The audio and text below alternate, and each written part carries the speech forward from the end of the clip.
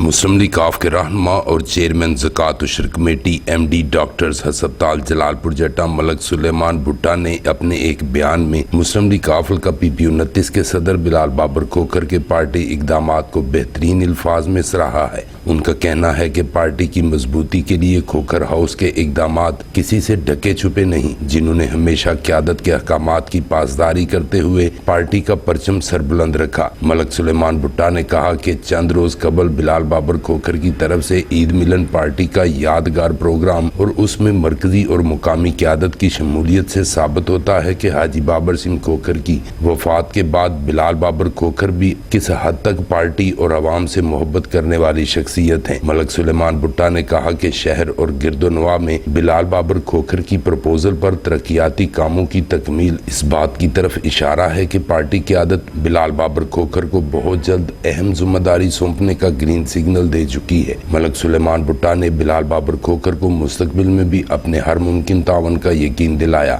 اور ان کے پارٹی کارکنان کو متحد کرنے کے اقدامات کی بھی تعریف کی۔ پرنس شاہد بھٹا، BB1 نیوز، جلال پور جٹا۔